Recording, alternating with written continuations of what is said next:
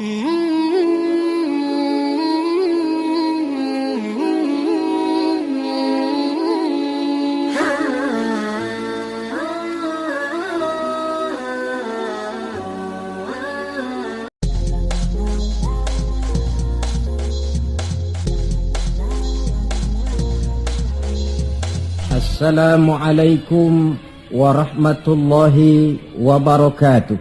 Waalaikumsalam warahmatullahi wabarakatuh.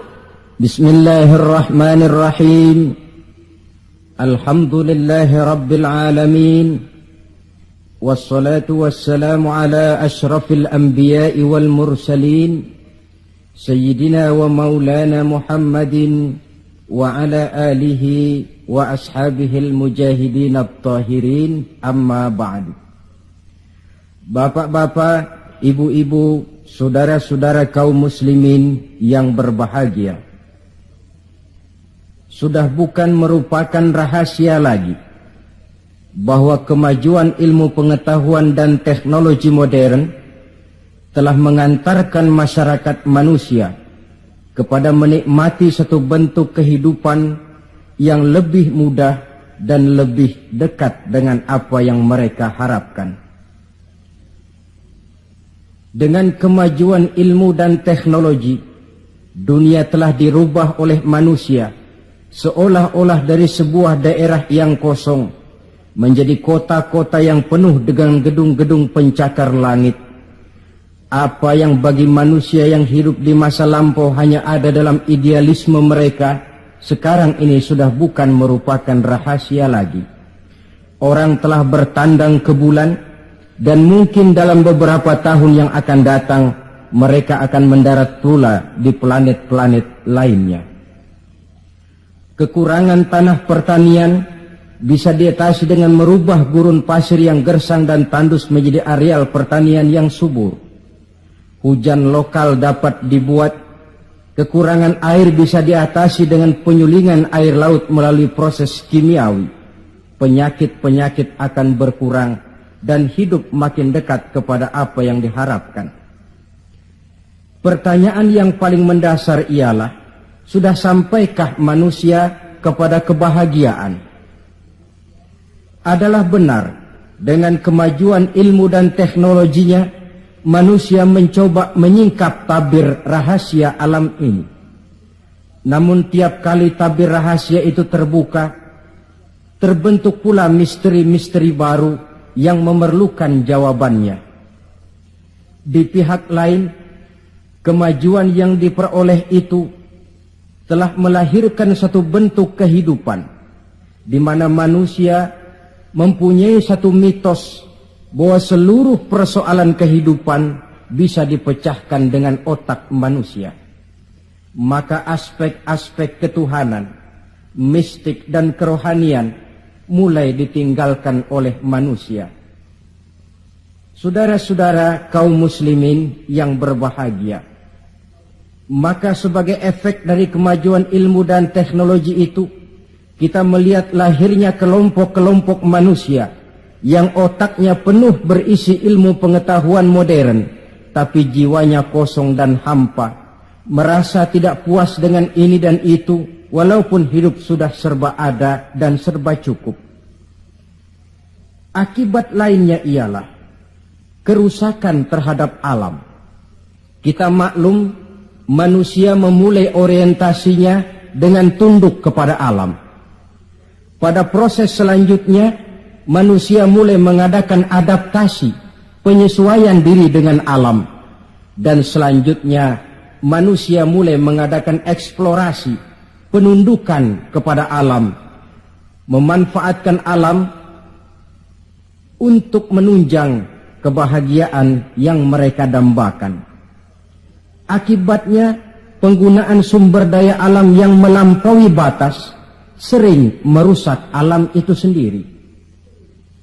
Kita ambil satu contoh misalnya.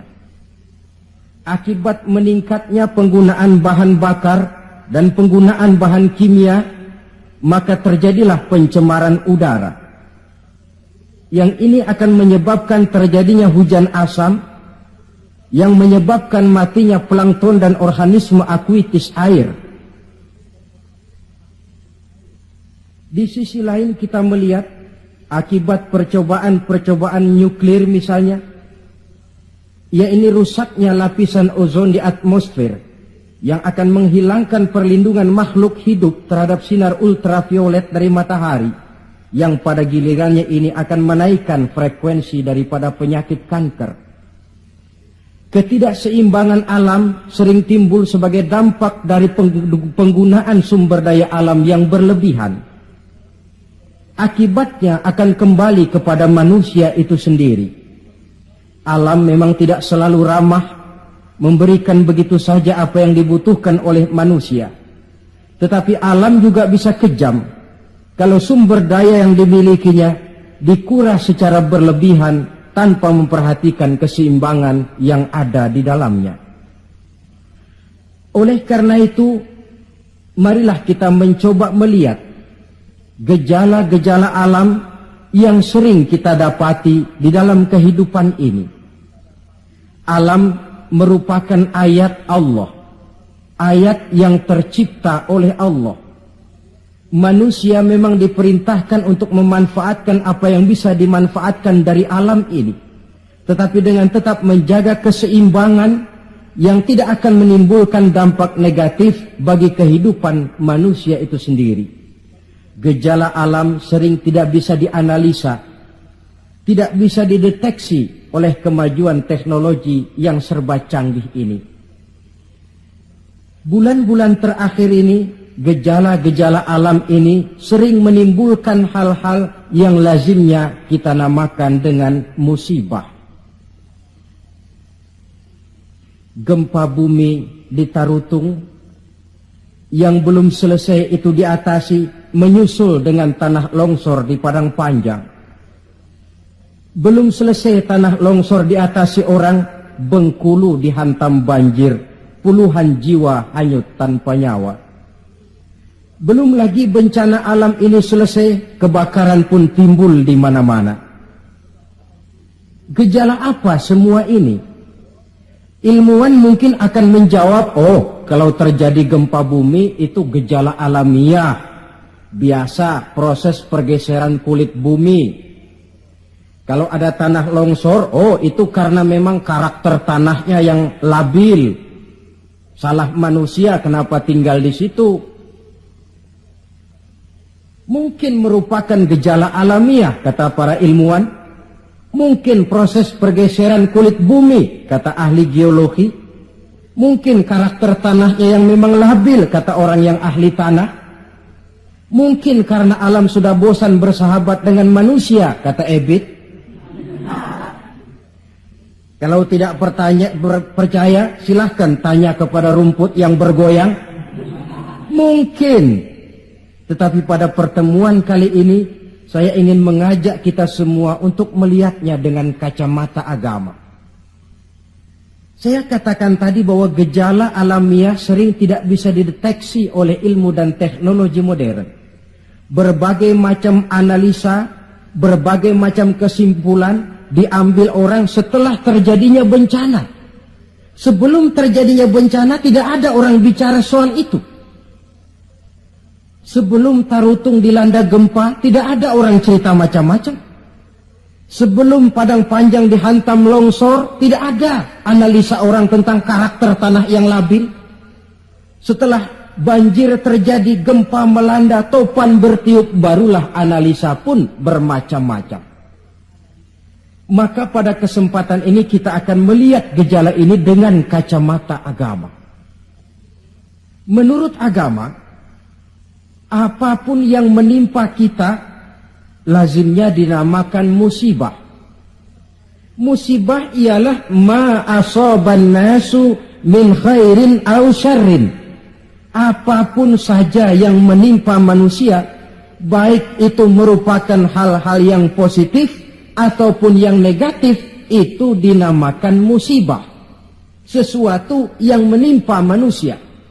Tapi dalam proses penggunaannya kemudian, musibah ini lebih ditujukan kepada hal-hal yang sifatnya negatif dan tidak diharapkan oleh manusia. Saudara-saudara kaum muslimin, musibah yang datang menimpa manusia itu bisa merupakan 3 kemungkinan. Kemungkinan pertama sebagai ujian. Kemungkinan yang kedua merupakan teguran. Dan kemungkinan yang ketiga bisa juga merupakan azab. Jadi kalau datang musibah menimpa kita, hal pertama yang harus kita teliti, ini ujian atau teguran atau merupakan azab. Kalau musibah itu menimpa orang-orang yang beriman, petani yang rajin sujud tapi sawahnya dihantam wereng, peladang yang rajin beribadah tapi kebun jambunya dimakan ulat misalnya, itu merupakan ujian. Sebaliknya, seorang mukmin yang gemar melakukan dosa lalu mendapat musibah, itu merupakan teguran agar dia kembali ke jalan yang benar. Sedangkan kalau orang kafir yang mendapat musibah, itu merupakan azab pada kehidupan di dunia ini. Syukurlah kalau musibah yang menimpa kita merupakan ujian. Sebab musibah yang merupakan ujian ini, jikalau kita jalani dengan lapang dada, tetap bertawakal kepada Allah, akan memberikan pahala kepada kita. Apa saja musibah yang merupakan ujian itu? Dalam surah Al-Baqarah ayat 155, Allah subhanahu wa ta'ala menjelaskan, A'udzu billahi minasyaitonir rajim, walanabluwannakum bisyai'in minal khawfi wal ju' wa naqsim minal amwali wal anfusi was samarat. Dan pasti, kata Allah, ada lamu taukid di sini, dan pasti kami akan menguji kamu. Dengan apa? Bisyai'im minal khauf, dengan sebagian kecil dari rasa takut. Rasa takut yang tidak beralasan itu merupakan musibah. Musibah yang ujian buat orang-orang yang beriman. Kadang dalam hidup ini kita dihinggapi rasa takut. Yang kaya takut jatuh miskin. Yang berpangkat berkedudukan tinggi takut kalau jatuh lagi, takut pensiun, takut, dan paling akhir takut mati. Bisyai'im minal khauf, kami coba, kami uji kamu dengan sebagian kecil daripada rasa takut. Wal ju', dan rasa lapar. Kelaparan yang melanda dunia di Ethiopia misalnya, di Bangladesh misalnya, dan di belahan bumi-bumi lainnya. Timbul pertanyaan, di negara-negara komunis itu jelas orangnya tidak bertuhan semua, tapi jarang yang kedengaran kelaparan. Apa ini? Inilah ujian buat orang-orang yang beriman. Sebagian kecil dari rasa takut dan rasa lapar. Wa naqsim minal amwal, kekurangan harta. Entah kemalingan, entah kebakaran, entah banjir yang menyebabkan rusaknya harta benda, wasamarat, dan kekurangan buah-buahan, panen tidak jadi, musim panas berkepanjangan, wereng ngamuk, ulat melanda. Ini merupakan musibah yang ujian. Menghadapi ujian semacam ini, Allah menjelaskan dalam kalimat berikutnya, wabasyiris sabirin, dan gembirakanlah orang-orang yang sabar menghadapi ujian tadi itu. Siapa sih orang yang sabar itu? Dalam pengertian sehari-hari, maaf ya, kita sering salah kaprah dengan sabar ini. Menurut kita yang namanya sabar itu orang yang diem, ayem, nggelenggem, gak macem-macem, itu kita sebut sabar. Sudah ketahuan gak salah apa-apa, kepalanya ditampar orang, kelepah, diem aja. Temennya bilang, sampean gak salah ditampar kok diam. Saya lagi sabar. Oh, saya kira sabar yang begini ini sabar yang salah pasang. Siapa sih orang yang sabar ini? Ayat selanjutnya menjelaskan, ini yang disebut tafsirul ayat bil ayat. Ayat mentafsirkan ayat. Siapa orang yang sabar itu? Alladzina iza asabathum musibah qalu inna lillahi wa inna ilaihi raji'un. Orang yang sabar ialah orang yang kalau mereka kena musibah, mendapat kesulitan, kesukaran, mereka sadar kembali kepada prinsip inna lillahi wa inna ilaihi raji'un. Sesungguhnya kami berasal dari Allah dan sesungguhnya kami akan kembali kepada Allah. Bukan ucapannya, tapi penghayatannya yang terpenting dalam kehidupan. Kalau ini yang jadi basis kehidupan, rasa takut tidak perlu ada dalam hidup ini. Walaupun kekurangan harta, kekurangan buah-buahan, kena musibah lapar, tidak perlu ada rasa takut. Kenapa? Kita sadar segalanya datang dari Allah, akan kembali menghadap Allah. Kalau kita punya jabatan tinggi, tidak takut diberhentikan, tidak takut pensiun. Kenapa? Sadar. Dulu pun waktu saya lahir ke dunia, saya enggak bawa jabatan apa-apa. Kalau sekarang harus pensiun atau diberhentikan, inna lillah wa inna ilaihi raji'un. Terlahir pun ke alam ini, tidak ada saya menyandang pangkat. Kan tidak ada bayi lahir di pundaknya lalu jadi kopral. Tidak ada. Inna lillah wa inna ilaihi raji'un. Kalau satu saat dia kehilangan harta yang dicintainya, dia sadar lalu kembali. Dulu pun ketika lahir ke alam ini, tidak ada harta yang saya bawa, telanjang saya lahir ke alam ini. Ini namanya filsafat kehidupan yang paling mendasar. Segalanya datang dari Allah, segalanya akan kembali kepada Allah. Tanpa kesadaran ke arah itu, boleh jadi perasaan takut akan merajai hati kita. Si kaya takut miskin, si pangkat takut jatuh rendah ke bawah, dan selanjutnya dan selanjutnya. Tapi orang yang sadar segalanya datang dari Allah, segalanya akan kembali kepada Allah, apa yang perlu dirisaukan? Apa yang perlu ditakutkan? Karena basis kehidupannya dia pasrah. Segala yang saya punya, segala yang saya miliki dalam kehidupan ini cuma titipan dari Allah, kembali semuanya menghadap kepada Allah. Ma'asyiral muslimin rahimakumullah. Itulah sebabnya seorang muslim setiap mendapat musibah, dia harus mengucapkan inna lillah wa inna ilaihi raji'un. Jangan macam kita ini inna lillahinya kalau ada orang mati saja.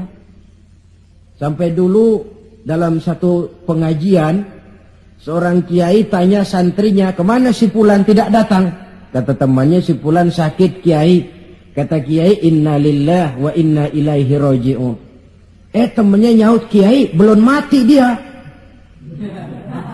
Loh, kata kiai, sakit itu kan musibah. Setiap terkena musibah, orang dianjurkan, disunahkan mengucapkan inna lillahi wa inna ilaihi raji'un. Jadi bukan cuma ucapan bibir yang tidak berakar ke hati, tetapi ucapan bibir yang berakar ke hati lalu diterjemahkan dalam kehidupan. Segalanya datang dari Allah, segalanya pun akan kembali kepada Allah. Marilah kita lihat dalam kehidupan akibat tidak sadarnya orang kepada inna lillahi. Gejalanya dalam kehidupan modern ini kan bisa kita lihat.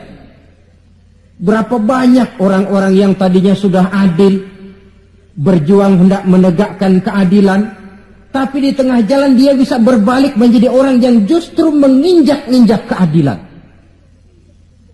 Berapa banyak orang-orang yang tadinya sudah benar, ingin memperjuangkan kebenaran, di tengah jalan berbalik menjadi orang yang hanya mau benar sendirian, walaupun tidak benar bagi orang lain. Dan berapa banyak orang-orang yang tadinya sudah rela mengorbankan kepentingan pribadi demi kepentingan orang banyak, tapi di tengah jalan dia berbalik menjadi orang yang tidak segan-segan mengorbankan kepentingan orang banyak demi kepentingan pribadi, keluarga, dan golongannya saja. Tepat benar sindiran Allah dalam satu ayat, wa iza massal insana ad-durru da'ana li jambihi aw qa'idan aw qa'iba.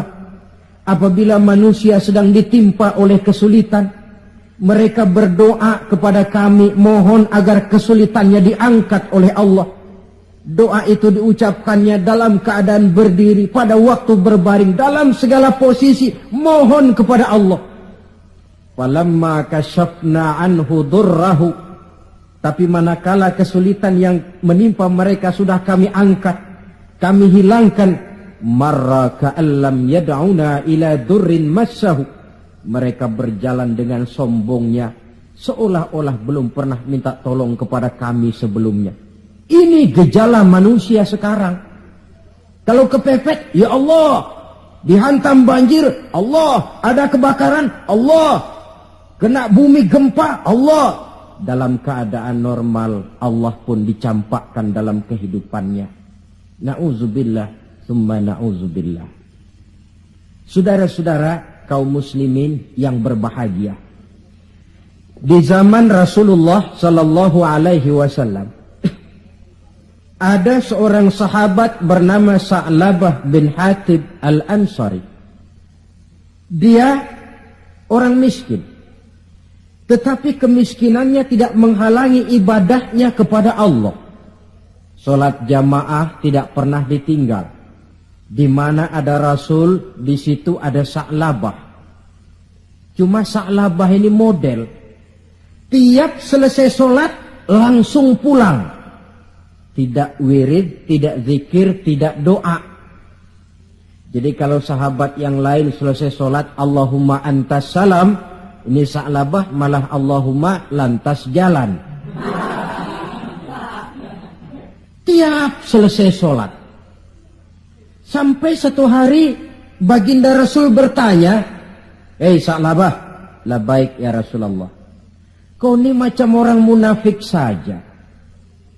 Apa tidak penting wirid, zikir dan doa? Apa tidak betah kau di masjid?" Sebab orang mukmin di masjid seperti ikan di air. Orang munafik di masjid seperti burung dalam sangkar. Ada enggak burung yang betah di kurungan? Enggak ada, keleperan mau keluar saja. Itu orang munafik di masjid. Panas enggak kerasan. Orang mukmin di masjid seperti ikan dalam air. Apa ada ikan yang enggak betah di air? Ada. Ikan mau mati. Loh ya, kalau ikan sudah enggak betah di air kan ikan mau mati namanya.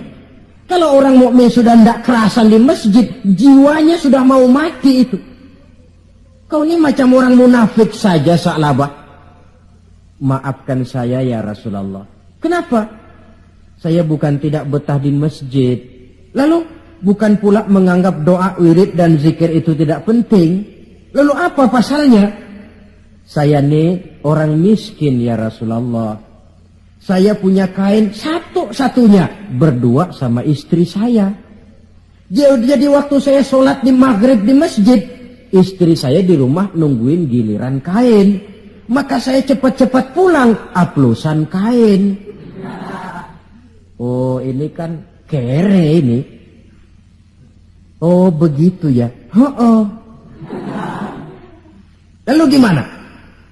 Sekarang gini saja ya Rasul. Ini sudah kadang ditanya. Kemarin-marin saya mau minta sendiri, malu. Ini sudah kadang ditanya lah, saya berani. Gimana? Tuankan Rasul. Lalu namanya Rasul kan doanya jarang meleset. Jadi tolonglah doakan kepada Allah supaya saya jadi orang kaya. Kalau saya kaya ya Rasul, saya punya kain sendiri, istri punya kain sendiri, asyik saya ibadah, saya akan wirid, saya akan zikir, saya akan tenang di masjid. Biasa, omongan orang belum punya duit. Itu selalu begitu. Sa'labah, kata Rasul, labaik ya Rasulullah. Qalilun tuaddi syukrahu khairun min kasirin la tutiquhu. Sedikit kamu syukuri itu lebih baik daripada banyak tapi kau tidak kuat bawanya. Sedikit kamu syukuri, nanti Allah tambah ketimbang banyak tapi kau tidak kuat membawanya, apa gunanya? Kalau memang cuma gelas secangkir, dituangi air 1 ember pun lebihnya akan jadi mubazir. Tahu dirilah kita. Begitu ya? Oh ya sudah kalau begitu. Pulang Sa'labah. Besoknya bertemu lagi dengan Rasul. Bagaimana Sa'labah? Sudah ya Rasul. Sudah apa? Sudah saya pikir-pikir. Lalu? Ya syukur sih syukur. Cuma saja kalau kain satu berdua rasa-rasanya repot juga awak nih nak bersyukur. Jadi bagaimana? Sudahlah ya Rasul, doakan saja saya jadi orang kaya lah. Sa'labah, saya ya Rasul. Kau ini kan orang Islam toh? Iya. Nah, orang Islam itu yang jadi contoh siapa? Tuhan ya Rasulullah. Betul? Betul. Kau lihat saya kaya enggak? Enggak. Kenapa minta kaya? Iya ya. Iya, pulang. 2 kali knock out. Hari ketiga datang lagi dia ke masjid nekat. Ya Rasulullah, gimana Sa'labah? La in atani Allahu min fadlihi la usaddiqanna wa la akunanna minas salihin. Kalau Allah memberikan rezeki kepada saya, kalau saya jadi orang kaya ya Rasul, pokoknya saya akan jadi orang soleh, tekun ibadah. Wala a'ti kulladzi haqqin haqqah. Akan saya berikan tiap orang haknya. Pokoknya kalau saya kaya, sip dah. Omongan orang belum kaya memang begitu. Saudara-saudara, kata Rasul, Sa'labah yang benar. Benar. Yakin? Yakin. Janji ya? Janji. Mari saya baiat. Selesai baiat didoakan oleh baginda Rasul. Allahumma rzuq Sa'labah. Ya Allah berikan rezeki kepada Sa'labah. Selesai didoakan, Sa'labah dihadiahkan seekor kambing oleh baginda Rasul. Kambing perempuan sedang hamil, malah nggak ada suaminya lagi. Ya nggak apa-apa kambing. Saya ini cerita kambing. Kambingnya hamil nggak ada suaminya. Kambing. Yang orang jangan tersinggung loh. Saya ngomong kambing. Sa'labah, kau bawa pulang kambing ini, kau pelihara, mudah-mudahan membawa berkah. Baik ya Rasul. Dibawa pulangnya kambing itu, dirawatnya baik-baik. Lalu lahiran kambing itu. 1 jadi 2, 2 jadi 3, 3 lahir lagi jadi 5, 5 jadi 7, 7 jadi 10, 10 jadi 15. Makin lama makin banyak kambingnya, makin sibuk. Datang sholat mulai terlambat. Kalau tadinya belum azan sudah datang ke masjid, sekarang sudah qomat baru nongol. Lambat laun sholat 5 waktu tidak kelihatan di masjid, kelihatan cuma Jumat saja. Itu pun kalau khatib sudah naik mimbar dia baru datang. Rasul bertanya, kemana Sa'labah? Sibuk ya Rasul, kambingnya makin banyak sekarang, ngembalaknya keluar kota. Ya wailah Sa'labah. Aduh, kasihan Sa'labah. Aduh, celaka Sa'labah. Sampai Jumat pun tidak kelihatan di masjid. Kelihatan paling-paling cuma Idul Fitri sama Idul Adha. Sholat tahunan. Nah, kemudian sampai waktunya di mana umat Islam diwajibkan membayar zakat. Rasul mengutus utusan, datangi Sa'labah, minta zakatnya. Ketika didatangi ini, Sa'labah berkata, ma hadhihi illal jizyah. Ini jizyah. Saya tidak wajib zakat. 2 kali sampai 3 kali dia tidak mau bayar zakatnya. Kata Rasul, cukup, jangan didatangi lagi. Kemudian turunlah ayat, wa minhum man ahadallaha la in atani Allahu min fadlihi la usaddiqanna wa la akunanna minas salihin. Di antara mereka ada yang berjanji kepada Allah, kalau diberikan rezeki akan bersedekah dan akan jadi orang baik-baik. Tapi setelah diberikan rezeki mereka berpaling dan lupa dengan janjinya. Ayat ini disampaikan orang kepada Sa'labah. Sa'labah baru saja turun ayat bunyinya begini-begini. Rasanya ayatnya nyindir sampean ini. Ah, enggak ah. Habis siapa lagi yang punya mental macam ini? Dia sadar, cepat-cepat dia datang menghadap baginda Nabi, hendak bayar zakat. Kata Rasul, cukup Sa'labah. 3 kali utusanku datang, kau tidak mau bayar, sekarang bawa pulang lagi. Sampai Rasul wafat. Akhirnya Sa'labah mengalami kebangkrutan di zaman Sayyidina Utsman bin Affan. Tengoklah riwayat Sa'labah ini. Ketika diuji dengan kemiskinan, dia lulus. Rajin ibadah, dekat dengan Rasul. Tapi ketika diuji dengan kekayaan, dia lupa diri dan jatuh menjadi orang yang bakhil. Saudara-saudara, itulah sebabnya kita berharap mudah-mudahan bencana yang menimpa bangsa kita akhir-akhir ini, entah itu merupakan gempa di Tarutung, tanah longsor di Padang Panjang, banjir di Bengkulu, kebakaran di Pasar Mercubuana, Medan, kebakaran di Pasar Anyar, Bogor. Kita berharap itu merupakan ujian saja. Ujian yang harus kita terima dengan sikap mental inna lillah wa inna ilaihi raji'un. Segalanya datang dari Allah, kembali kepada Allah. Lalu apa manusia ini? La haula wa la quwata illa billahil aliyyil azim. Nah, ini musibah pertama. Musibah merupakan ujian. Yang kedua, ada musibah itu yang merupakan teguran dari Allah. Bukan ujian, tapi teguran. Wong namanya ditegur, tentu karena orang lalai, lupa diri, lengah, sehingga perlu ditegur. Dalam surah Ar-Rum ayat 41, Allah menjelaskan, Zaharul fasadu fil barri wal bahri bima kasabat aydin nas. Telah bertebaran kerusakan di daratan dan di lautan dari sebab ulah tangan-tangan manusia. Liyuziqahum ba'dallazi 'amilu la'allahum yarji'un. Agar Allah memberikan kepada mereka sebagian daripada balasan akibat ulah tangan mereka sendiri. Mudah-mudahan dengan balasan dan teguran-teguran ini mereka kembali sadar, ingat diri dan bertaubat kepada Allah Subhanahu wa ta'ala.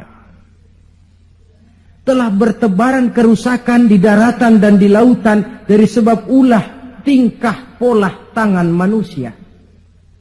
Di awal tadi sudah saya coba jelaskan sepintas. Kemajuan ilmu dan teknologi modern ternyata tidak selamanya punya dampak positif. Juga dia punya dampak negatif yang berakibat kepada kehidupan manusia sendiri. Satu contoh misalnya. Sekarang ini kan orang mulai membuat apa yang disebut dengan rumah kaca. Kalau saudara berjalan melihat bangunan-bangunan tinggi, kan sudah ada yang seolah-olah semuanya ditutup dengan kaca. Memang di lain pihak akan mengurangi penggunaan sumber daya alam yang baku, tapi di lain pihak rumah kaca ini akan menaikkan suhu udara. Akibatnya permukaan air laut akan naik karena mengembangnya air laut. Dan jangka panjangnya melelehnya es di kutub. Akibatnya kota-kota yang berada di pantai-pantai yang rendah banyak mengalami erosi dan pencemaran air. Misalnya Jakarta, Bangkok, New York. Tahu New York? Pernah ke New York? Ke New York belum pernah? Sama.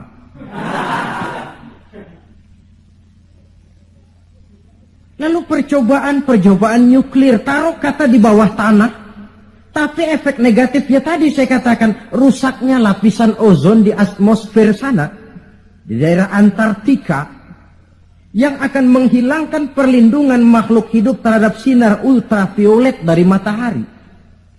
Akibatnya frekuensi penyakit kanker makin meningkat. Keperluan akan bahan bakar menyebabkan manusia menebangi hutan semrawut. Erosi timbul, banjir melanda. Di lain pihak gurun Sahara makin meluas.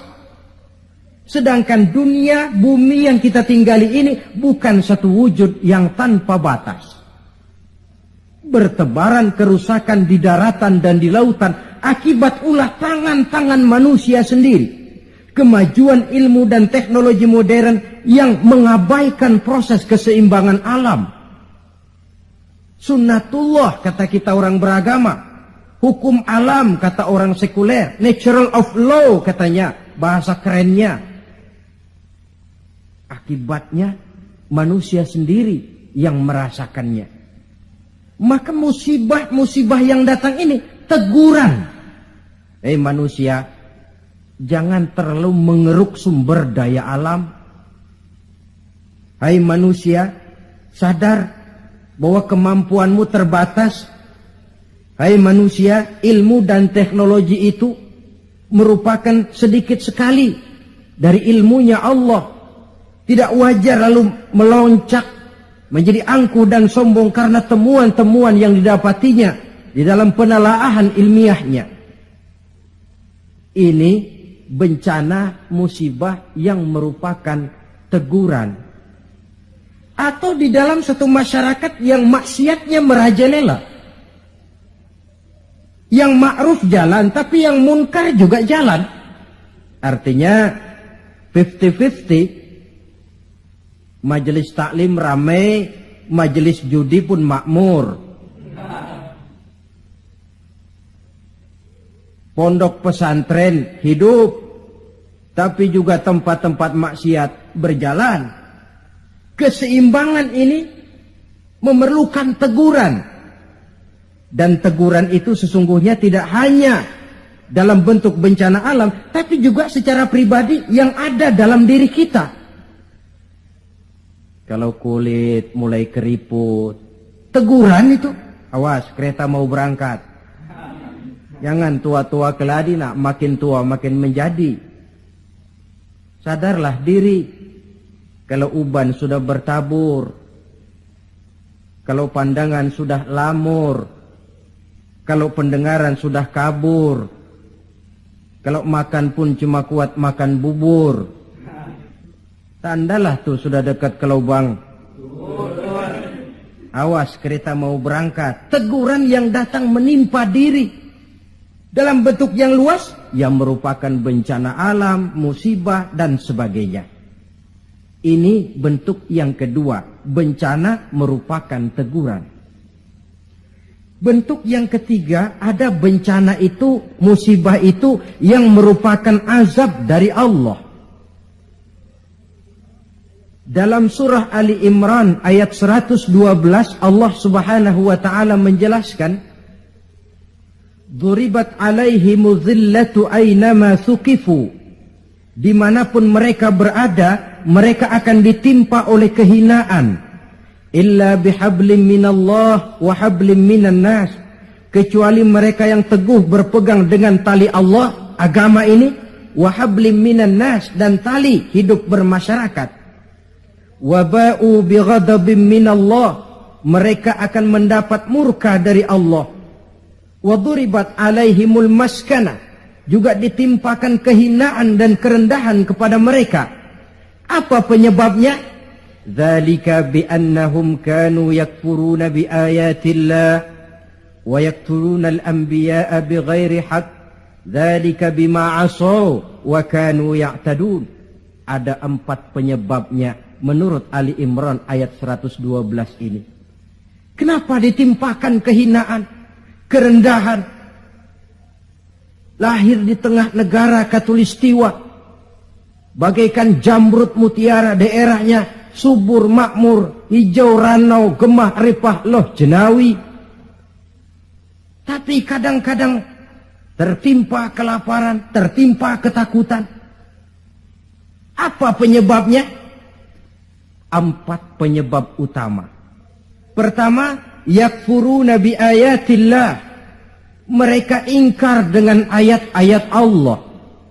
Baik ayat yang terucap oleh Allah yang kita namakan wahyu, Al-Quran, atau ayat yang tercipta oleh Allah, alam ini.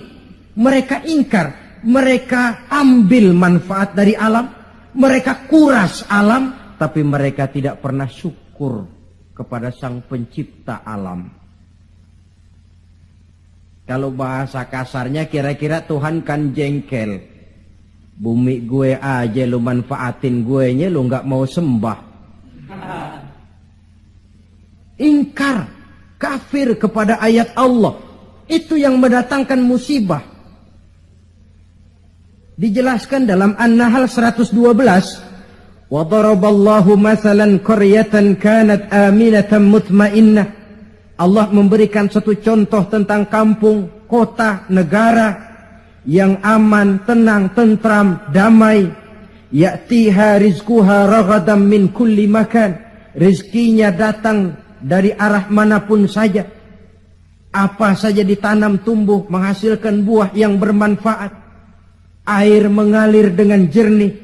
Sawah terhampar luas hijau menguning. Rempah-rempahnya tidak terkira lagi. Fakafarat bi'an'umillah. Tapi penduduknya ingkar kepada nikmat Allah. Apa yang terjadi? Fa'azaqahallahu libasal ju'i wal khauf bima kanu yasna'un. Akibatnya Allah hantam mereka dengan kelaparan dan ketakutan dari sebab ulah mereka sendiri.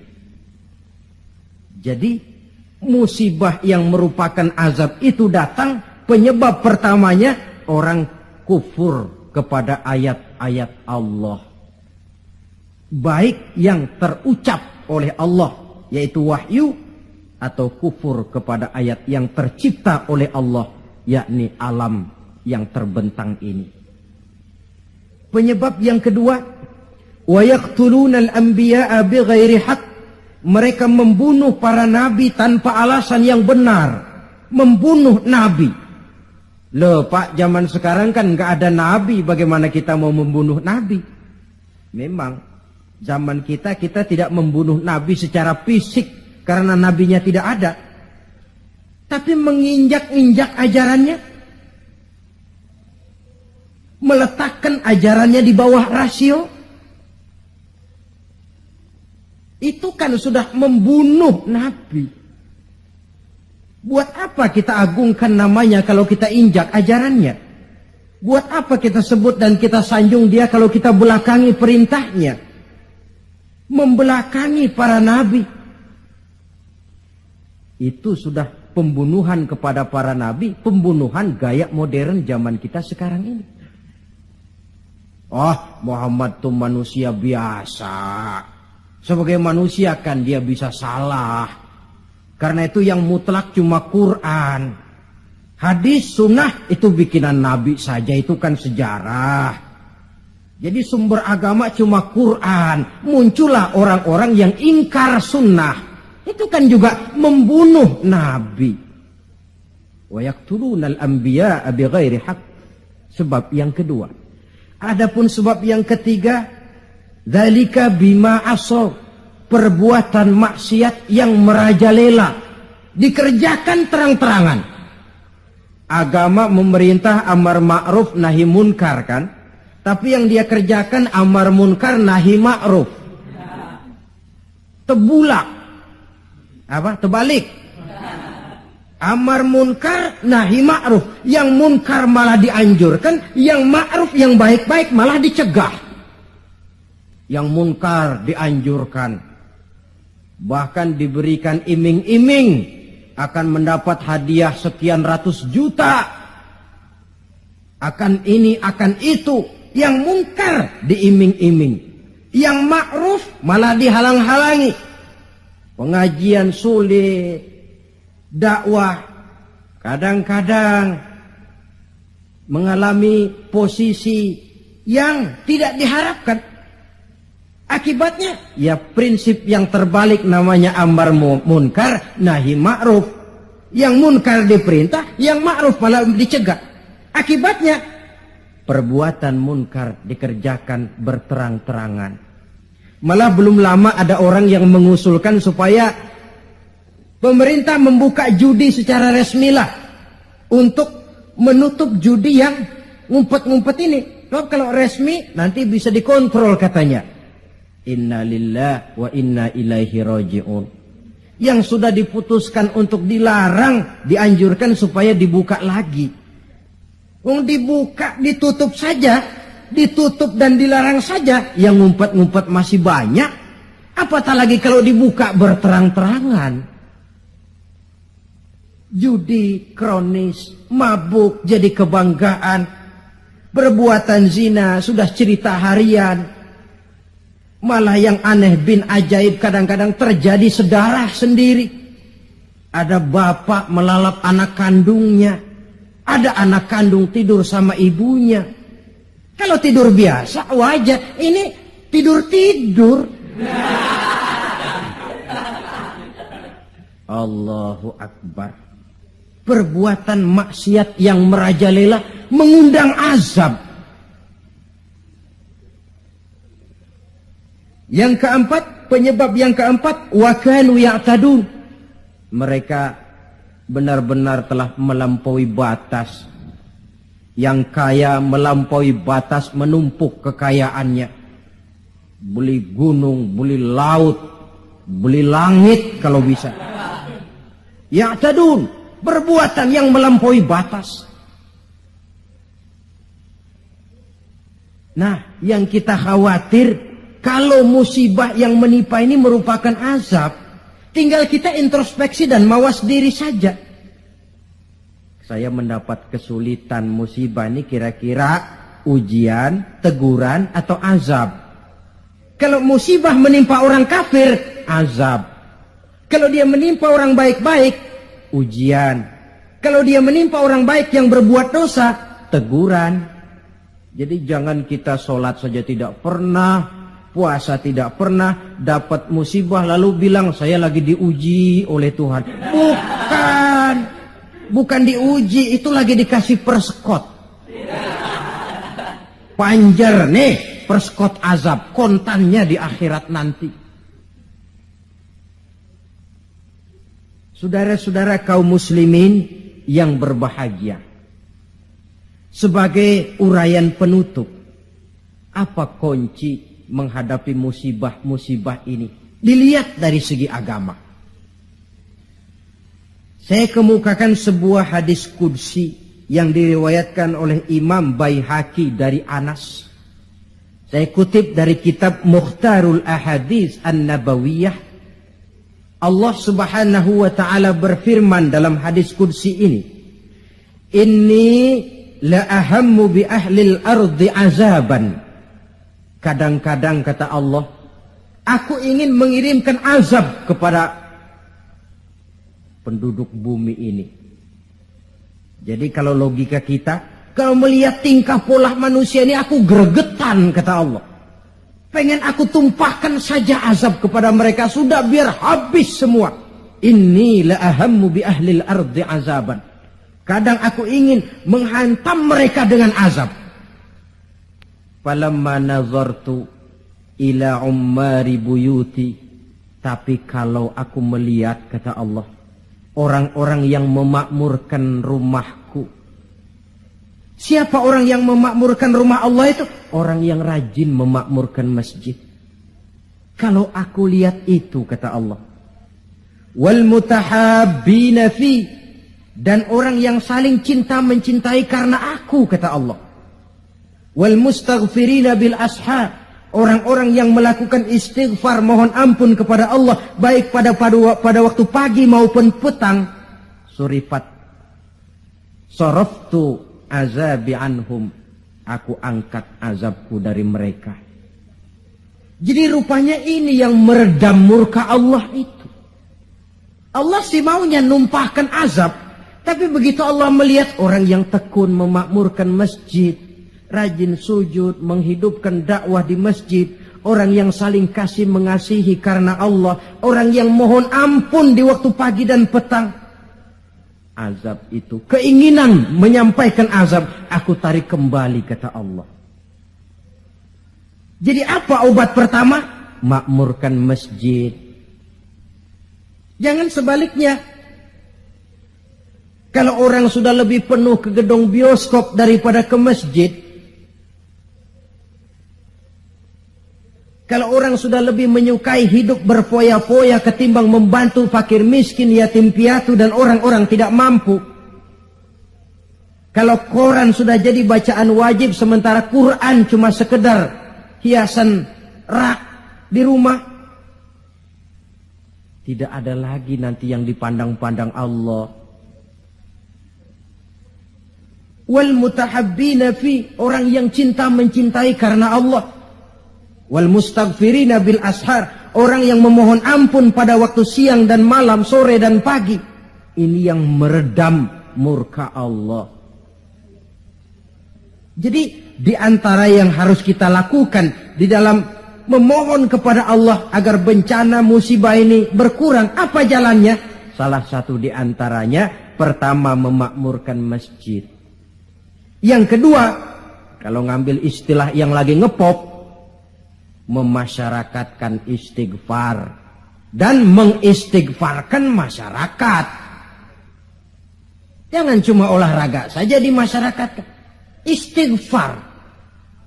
Satu contoh pengalaman, beberapa waktu yang lalu kan Gunung Galunggung meletus toh. Meletus apa meletus? Meletus. Di kaki Gunung Galunggung, di desa yang namanya Kikisik, tinggal seorang ajengan, kiai kalau di Jakarta bilang, Ajengan Syadili. Beliau belum lama meninggal dunia. Orang lain pindah, beliau tenang saja di situ. Pesantren, masjid, komplek perumahan. Saya pernah berziarah ke tempat beliau pada saat gunung sedang aktif, meletus. Saya tanya, Ajengan, apa ndak kepengen hijrah? Hijrah? Iya. Saya malah menganjurkan, kata beliau. Tapi hijrah yang saya anjurkan itu pindah dari maksiat kepada taat. Pindah dari jauh kepada Allah menjadi dekat dengannya. Pindah dari menentang Allah menjadi taat kepadanya. Pindah dari malas ibadah menjadi rajin ibadah. Hanya dengan hijrah macam ini insya Allah Galunggung reda. Sebab siapa sangka dia bakal meletus. Tidak diawasi. Tidak masuk gunung yang frekuensinya itu membahayakan dalam waktu singkat seperti Anak Krakatau atau Merapi. Tahu-tahu meletus. Dan letusannya cukup lama, memakan waktu 1 bulan lebih. Nggak, saya bilang Ajengan, maksud saya hijrah pindah tempat tinggal ini bahaya kelas 1. Kalau lahar jatuh habis ini. Lalu beliau membacakan satu ayat yang saya tercenung. Apa ayat yang beliau baca? Wa ma kana li nafsin an tamuta illa bi iznillah. Tidak ada orang akan mati kalau bukan dengan izin Allah. Biar saya tetap di sini, kalau Allah tidak izinkan saya mati, insya Allah saya selamat. Lantaran yang ngomong kiai, ahli ibadah, saya setuju. Tapi kalau yang ngomong okem, biar saya di sini, kalau Allah nggak izinkan kan saya selamat. Alah, jangan bertingkah lah, pindah aja. Kita ini kan kadang-kadang tidak melihat makom ya, kedudukan di sisi Allah. Orang lain baca ini bisa begini ya, orang lain kiai, kita yang bukan kiai. Lalu mau ikut-ikutan. Nabi Ibrahim masuk ke api. Lalu ada ayat, ya narukuni bardan wassalaman ala Ibrahim. Hei api dingin, kamu selamatkan Ibrahim. Nabi Ibrahim, ya selamat. Api dingin. Lalu kita masuk ke api baca ayat tadi, mateng.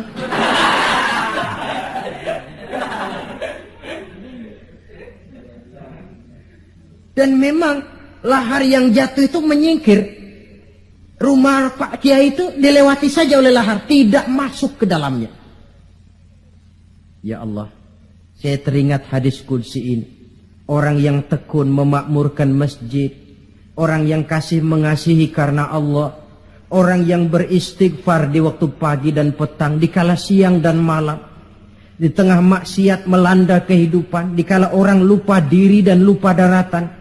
hancur di meja judi, hanyut dalam botol-botol minuman keras, terlena di tempat-tempat pelacuran, dinina bobokkan oleh korupsi dan penyalahgunaan jabatan dan wewenang, dan segala macam perbuatan-perbuatan yang melampaui batas. Mereka yang tekun memakmurkan masjid, kasih mengasihi karena Allah, melaksanakan istighfar, mereka ini yang meredam murka Allah. Disadari atau tidak, kita hutang jasa kepada mereka ini. Kalau tidak lantaran mereka, habis sudah digulung bumi ini. Ini menurut janji Allah dalam hadis qudsi. Karena analisa yang kita pegang ini analisa agama. Saya tidak melihatnya dari analisa sosial, politik, kebudayaan, ekonomi. Tidak, memang di luar kemampuan saya. Disiplin agama mengajarkan kita begitu.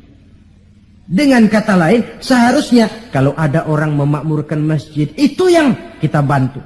Kasih mengasihi karena Allah, itu yang kita dorong.